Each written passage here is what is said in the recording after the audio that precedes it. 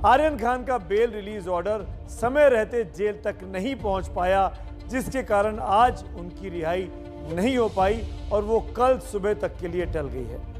तो अब कब तक आर्यन अपने घर पहुंचेंगे? आज आर्यन केस में दिन भर क्या कुछ हुआ ये आपको बताएंगे, लेकिन आपको ये भी बता दें कि मन्नत में रोशनी लग रही है, वहां पर लाइट लगा दी गई है, स्वागत की तैयारी जोर शोर थी। आज शाम को वहां पर बड़ा कार्यक्रम भी हो सकता था, लेकिन कागजी कार्रवाइयों के चलते, कानूनी दांवपेच के चलते मुंबई में रहते हुए आज भी बेल ऑर्डर या रिलीजिंग ऑर्डर जिसको कहते हैं आरओ, वो जेल तक नहीं पहुंचा और आर्यन को अब एक और रात आज जेल में ही बितानी होगी। मेरे सहयोगी रौनक कुकड़े, सूरज ओझा और मृत्युंजय सिंह सुबह से लगातार हर खबर पर नजर रखे थे मुंबई में, उनकी ये रिपोर्ट देखते हैं।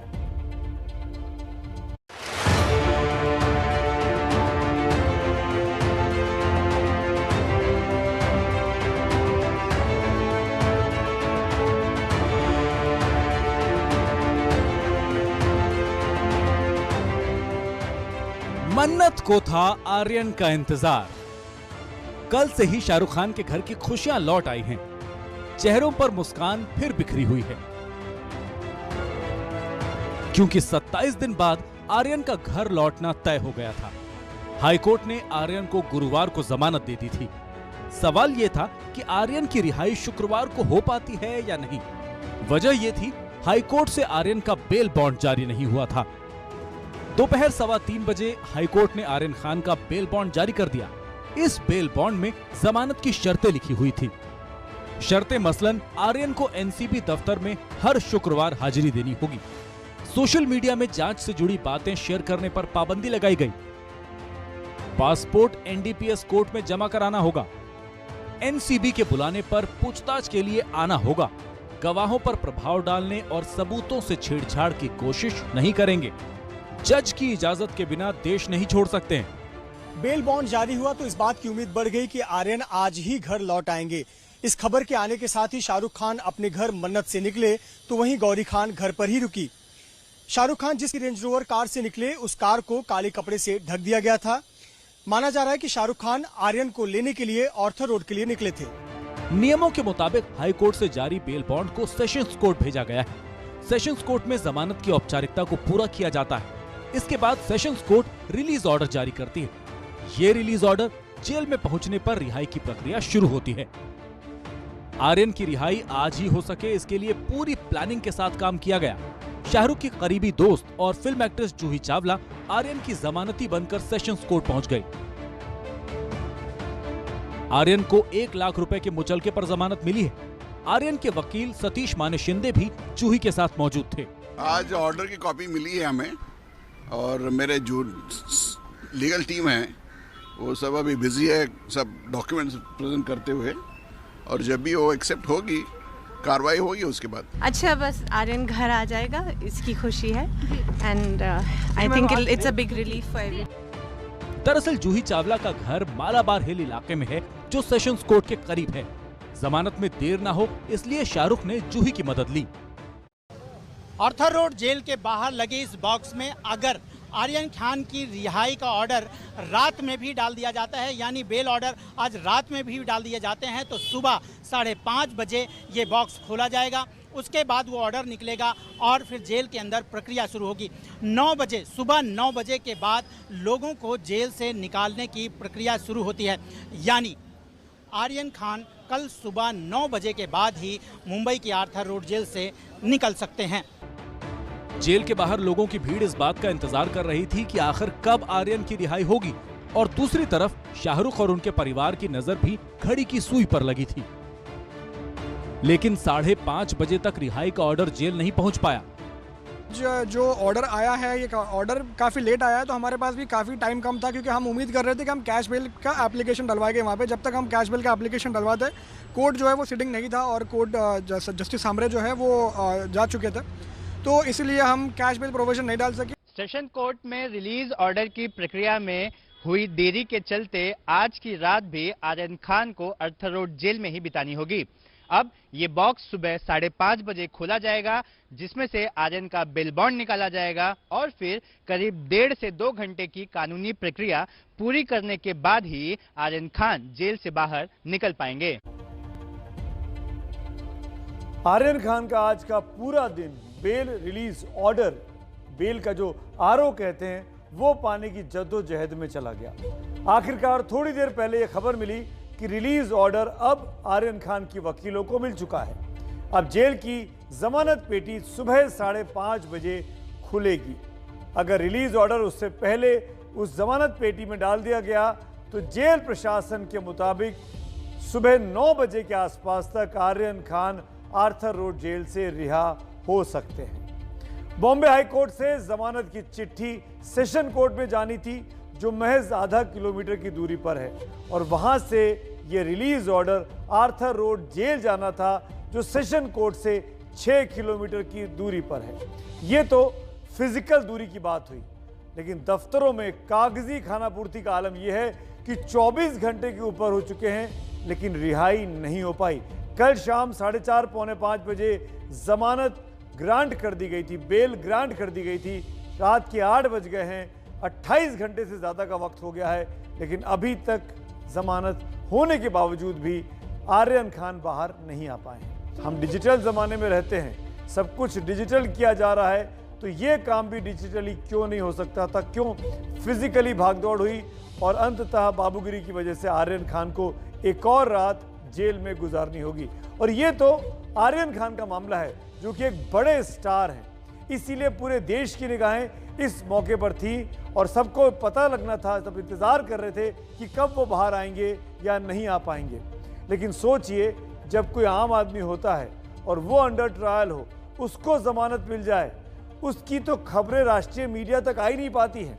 न जाने कितने घंटे, कितने दिन लगते होंगे कि बेल ऑर्डर मिलने के बाद भी वो रिहा नहीं हो पा रहा है। जबकि ये आर्यन खान का मामला तो मुंबई का था, उन छोटी जगहों के बारे में सोचिए, वहां क्या हालत होती होगी। इस बात को सुप्रीम कोर्ट बहुत संवेदना के साथ समझता है और सुप्रीम कोर्ट कह भी चुका है। इसी साल 23 सितंबर को सुप्रीम कोर्ट के मुख्य न्यायाधीश जस्टिस NV रमन्ना की अगुवाई में 3 जजों की खंडपीठ ने एक अहम फैसला सुनाया। अदालत ने स्वतः संज्ञान लेते हुए फास्टर नाम की इलेक्ट्रॉनिक व्यवस्था को मंजूरी दी। फास्टर का मतलब हुआ fast and secure transmission of electronic records. इसके तहत सभी जेलों में ई प्रमाणित कॉपी को स्वीकार करने की व्यवस्था के निर्देश सुप्रीम कोर्ट दे चुका है। अदालत ने कहा कि जमानत, स्थगन, अंतरिम आदेश और कार्रवाई की ई प्रमाणित प्रतियां भेजी जा सकती हैं। वाकई इस डिजिटल जमाने में लकीर का फकीर बने रहने का कोई मतलब नहीं है। अब इस केस के एक दूसरे पहलू का रुख जरूर कर लेते हैं। क्रूज ड्रग्स कांड में पहले दिन से एनसीबी के खिलाफ महाराष्ट्र सरकार में बड़े मंत्री नवाब मलिक आक्रामक रहे हैं। नवाब मलिक पहले से ही आरोप लगाते रहे कि क्रूज ड्रग्स कांड का बीजेपी से कहीं ना कहीं कोई ना कोई कनेक्शन जरूर है। और आज तो जांच अधिकारी समीर वानखेड़े को बीजेपी का नवाब मलिक ने एजेंट तक करार दे दिया। देखिए रौनक कुकड़े की खास रिपोर्ट। पूरी भारतीय जनता पार्टी इनके साथ खड़ी हो गई। जो जिन है, भूत है, इसकी जान इसी तोते में है। जिन घबराने लगा है कि कहीं तोता पिंजरे में चला गया तो और बहुत सारे राज खुलेंगे। उनको बताना चाहते हैं, चल हट, हवा हो जाए।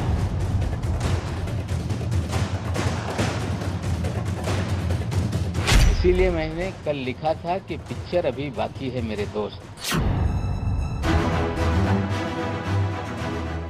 आर्यन की जमानत के साथ ड्रग्स की कहानी का इंटरवल तो हो गया, लेकिन समीर वानखेड़े और नवाब मलिक के बीच चल रही आरोप प्रत्यारोप की जंग की पिक्चर अभी बाकी है। नवाब मलिक बीजेपी पर एनसीबी के गलत इस्तेमाल का आरोप तो बहुत पहले से लगा रहे हैं, लेकिन वानखेड़े परिवार की बीजेपी नेता किरीट सोमैया से मुलाकात की तस्वीर बाहर आने के बाद उन्होंने हमले की धार और तेज कर दी। ये तस्वीर खुद किरीट सोमैया ने पोस्ट की और लिखा, समीर वानखेड़े की पत्नी, बहन और पिता ने आज दोपहर मुझसे मुलाकात की। परिवार अपने खिलाफ मंत्री के झूठे और गंदे आरोपों से दुखी है। मैं नवाब मलिक की इस कोशिश की निंदा करता हूं। वानखेड़े के खिलाफ रोज मीडिया में नए खुलासे कर रहे नवाब मलिक बीजेपी के पूर्व सांसद किरीट सोमैया का जवाब देने के लिए फिर सामने आए। पूरी भारतीय जनता पार्टी इनके साथ खड़ी हो गई। एक हमारे सोमैया साहब हैं, उनके घर पे पहुंच गए लोग, उनके साथ फोटो वायरल हो गई। जिन है, भूत है, इसकी जान इसी तोते में है। कहीं न कहीं जिन घबराने लगा है कि कहीं तोता पिंजरे में चला गया तो और बहुत सारे राज खुलेंगे क्या। ये पहली बार नहीं है जब नवाब मलिक ने वानखेड़े पर बीजेपी के इशारे पर काम करने का आरोप लगाया है। आर्यन खान की गिरफ्तारी के बाद अपनी पहली प्रेस कॉन्फ्रेंस में नवाब मलिक ने बड़ा खुलासा किया था। मलिक ने आर्यन के दोस्त अरबाज मर्चेंट को पकड़कर लाने वाले मनीष भानुशाली और किरण गोसावी की तस्वीरें जारी कर उन्हें बीजेपी का नेता बताया था। जितनी मेरी जानकारी है, सबसे मूल बेसिक सवाल है कि भानुशाली और गोसावी किस कैपेसिटी में लोगों को गिरफ्तार करके ले जा रहे थे। ये मेरा बेसिक सवाल है। इसका खुलासा एनसीबी को करना है। नवाब मलिक का दावा है कि एनसीबी के जरिए बीजेपी महाराष्ट्र सरकार को बदनाम करना चाहती है। महाराष्ट्र की सरकार को बदनाम करने का एक षड्यंत्र वानखेड़े के माध्यम से हो रहा है। एक केस रिया चक्रवर्ती से शुरू होकर 1 साल से अधिक हो गया, एक भी गिरफ्तारी उसमें नहीं है। उसी केस के जरिए उगाही का धंधा चल रहा है। नवाब मलिक के मुताबिक बॉलीवुड को इसलिए टारगेट किया जा रहा है ताकि उत्तर प्रदेश में बन रही फिल्म इंडस्ट्री जम पाए। और योगी महाराज नोएडा में एक फिल्म सिटी बनाना चाहते हैं। बॉलीवुड को बदनाम कर देने से ये अगर योगी महाराज सोच रहे होंगे कि यूपी वुड तैयार हो जाएगा तो उनकी गलतफहमी है। हमें लगता है ये सपना उनका धरा का धरा रह जाएगा। नवाब मलिक ने बीजेपी पर निशाना साधा तो बीजेपी ने भी पलटवार किया। एक हमारी मराठी बहन अपनी व्यथा मुख्यमंत्री महोदय के सामने रखती है तो उसके कारण अन्य लोगों के पेट में दर्द होने की क्या आवश्यकता है। वो क्रांति रेडकर जी का स्वयं का अधिकार है। अरे किरीट सोमैया से इतना डरते क्यों हो। मुंबई और बॉलीवुड की एक अलग शान है, पर उसको यूपी वुड के साथ जोड़कर तुम्हारे हफ्ता वसूली का और तुम्हारे ड्रग माफिया का समर्थन का मुद्दा, इस पे से आप लोगों का ध्यान भटका नहीं सकते। मामला ड्रग्स का है। आरोपों के घेरे में सुपरस्टार का बेटा है। केंद्रीय जांच एजेंसी के अफसर पर भी सवाल खड़े हुए हैं और मामले का सियासी रंग लेना ये शक पैदा करता है कि राजनीति की लड़ाई में या तो आर्यन मोहरा बना या फिर समीर वानखेड़े। मुंबई से रौनक कुकड़े की रिपोर्ट। नवाब मलिक ने वानखेड़े परिवार को मुस्लिम परिवार साबित करने के लिए तमाम सबूत धीरे धीरे करके सामने रख दिए हैं। आज नवाब मलिक के खिलाफ अंबोली पुलिस स्टेशन में समीर वानखेड़े की बहन यास्मीन ने शिकायत दर्ज की। वैसे देखिए तो 2 अक्टूबर से आज तक क्रूज ड्रग्स कांड के सीन कई बार बदल चुके हैं। मामले की जांच करने वाली एनसीबी के अधिकारी समीर वानखेड़े अब खुद जांच और सवालों के घेरे में है।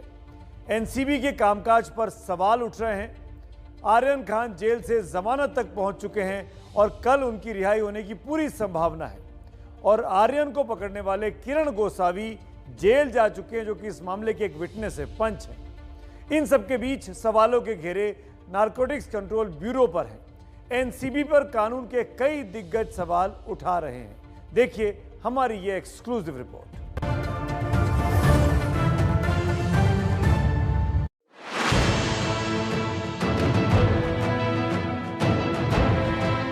एनसीबी अलग अलग दलीलें हर बार पेश करने का काम करती है, केस को उलझाने का काम करती है। ज्यादा से ज्यादा लोग जेल की सलाखों के पीछे कैसे रहें, ये इनका पहली बार नहीं, हमेशा का प्रयास रहा है। अगर रेव पार्टी क्रूज पे थी तो रेव पार्टी के सारे लोगों को स्कैन क्यों नहीं किया।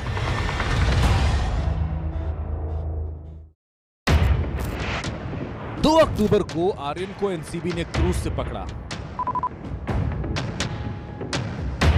3 अक्टूबर को आर्यन खान की गिरफ्तारी हुई।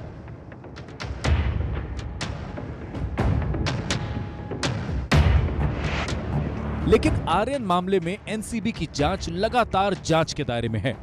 नवाब मलिक आरोप पर आरोप का बाउंसर एनसीबी की तरफ उछाल रहे हैं। वो दाढ़ी वाला है काशिफ खान, फैशन टीवी का इंडिया हेड है। ये दाढ़ी वाला फैशन के नाम पे देश दुनिया में पोर्नोग्राफी का धंधा करता है, ड्रग का धंधा करता है,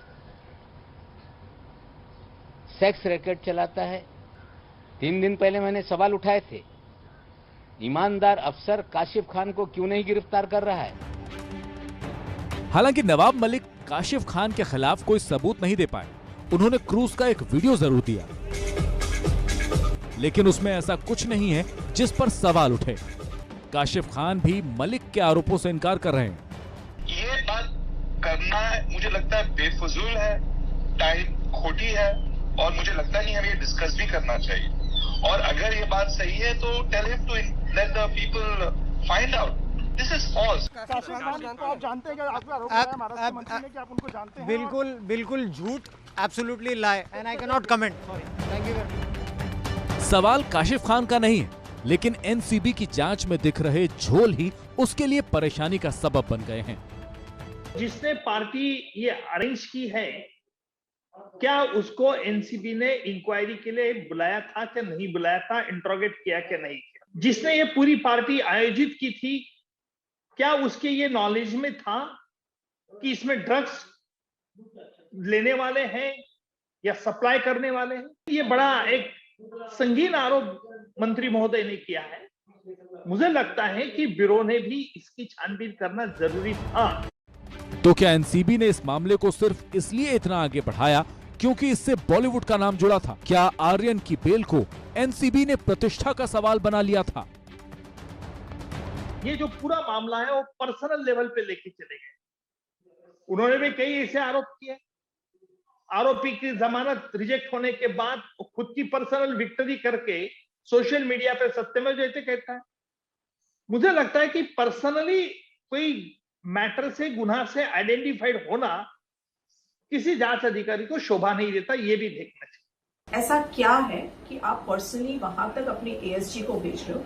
मेरी इतनी साल की प्रैक्टिस में मैंने पहली बार देखा है कि एएसजी किसी मैटर में बेल अपोज करने के लिए किसी का मैजिस्ट्रेट कोर्ट जाते हैं, सेशन कोर्ट जाते हैं, वो भी पर्टिकुलर 3 अक्यूज के लिए। मामला सिर्फ आर्यन केस का नहीं है। सुशांत सिंह राजपूत मामले के बाद बॉलीवुड के कई सेलिब्रिटीज एनसीबी की जांच के दायरे में आए। सारे मामलों में एनसीबी अब तक कुछ साबित नहीं कर पाई है। तो क्या आर्यन मामला भी वक्त के साथ ऐसे ही खत्म हो जाएगा? ऐसे में बड़ा सवाल यह है कि क्या एनसीबी का सॉफ्ट टारगेट है बॉलीवुड? हिंदुस्तान के युवा ड्रग्स के चक्कर में ना फंसे, हिंदुस्तान में ड्रग्स का काला कारोबार ना हो, इसके लिए ही एनसीबी को बनाया गया था। लेकिन सच तो यह है कि क्रूज ड्रग्स कांड के बाद एनसीबी खुद बहुत बड़े सवालों के घेरे में फंस चुकी है। एनसीबी के मुताबिक आर्यन खान अंतर्राष्ट्रीय ड्रग्स कार्टेल के संपर्क में था और इस संदर्भ में और जानकारी जमा करने के लिए विदेश मंत्रालय को उसने लिखा भी है।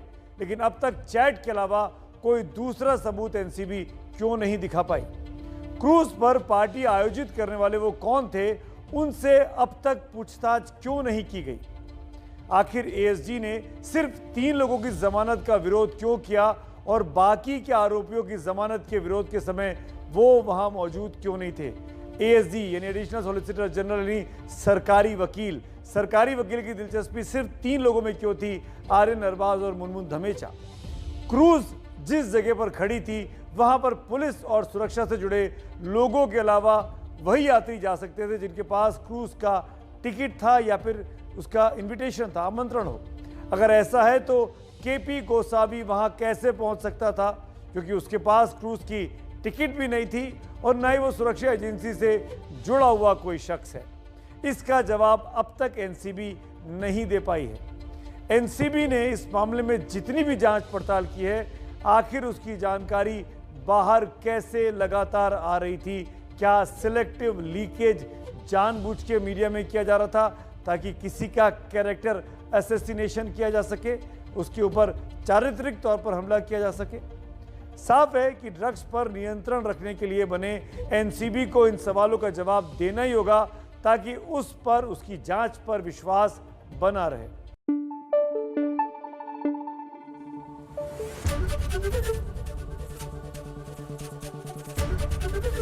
एबीपी न्यूज आपको रखे आगे।